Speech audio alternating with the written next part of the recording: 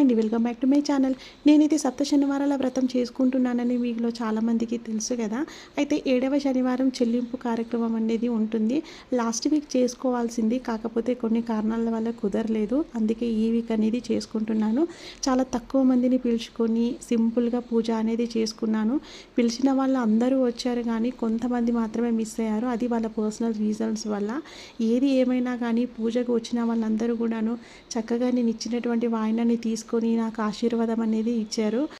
ఈ 7 శనివారాల పూజలో మిగతా వారాలతో పోలిస్తే ఈ చెల్లింపు రోజు కొంచెం పని అనేది ఎక్కువగా ఉంటుంది. ఎందుకంటే 7 రకాల పువ్వులు, పండ్లు, ప్రసాదాలు ఇలా అలంకరణ అన్నీ చేసుకునేసరికి టైం అనేది ఎక్కువగా తీసుకుంటుంది. ఇంకా అన్నీ నేను రెడీ పెట్టేసేసుకొని పూజ స్టార్ట్ చేసేసరికి మా వాళ్ళు వచ్చేసారు. వాళ్ళు వచ్చిన తర్వాతే పూజ అనేది స్టార్ట్ అయ్యింది.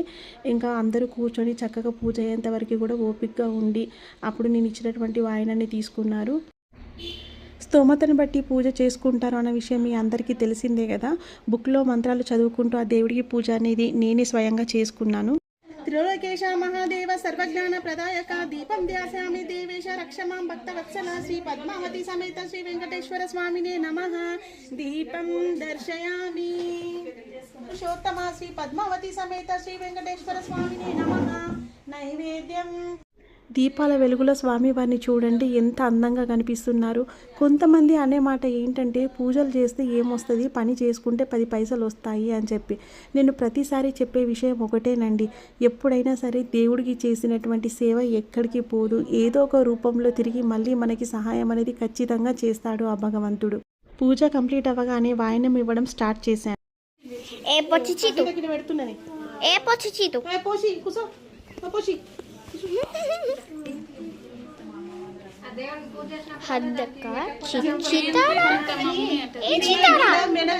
అయ్యో మొన్న దానికి కూడా తీసుకున్నాను. మొన్న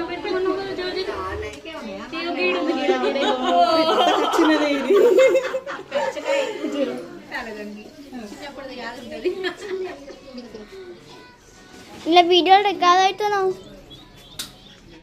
జనరేషన్ మారుతుంటే పిల్లలు కూడా మారుతారు అనేది నిజమేనండి. ఎందుకంటే దీన్ని చూస్తారా, ఈ పొట్టి దాన్ని మామూలుగా మనం పసుపొట్టు ఇస్తున్నప్పుడు తాలిపొట్టుకు పెట్టుకునేటువంటి పసుపుని దాన్ని తాయెత్తుకు పెట్టుకుంటుంది.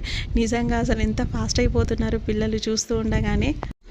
వచ్చిన వాళ్ళందరికీ పసుబొట్టు ఇచ్చి తర్వాత భోజనాలు అనేది స్టార్ట్ చేసాము. వీడియో చాలా వరకు కవర్ చేయడం కుదరలేదు, ఎందుకనంటే ఇంకా పూజ బిజీలో ఉన్నాను కదా.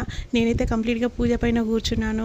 మా పాపని తీయమంటే పాపం తను కూడా నాకు హెల్ప్ చేసింది, కాబట్టి వీడియో తీయడానికి ఎవరు లేక పూర్తిగా వీడియోని కవర్ చేయడం కుదరలేదు. ఏది ఏమైనా కానీ ఆ వెంకటేశ్వరుడి పూజ చాలా ప్రశాంతంగా జరిగింది.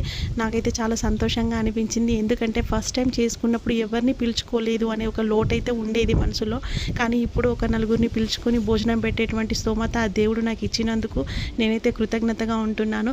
కానీ ఒక్క లోటు అండి మనసులో, ఎప్పుడు నేను ఆ తిరుపతికి వెళ్తానా అని. ఎందుకంటే ఇన్ని రోజులు ఆయన గొప్పతనం తెలియకుండా ముందు ఎన్నోసార్లు వెళ్ళాను, బట్ ఇప్పుడు అవకాశం రావట్లేదు నాకు.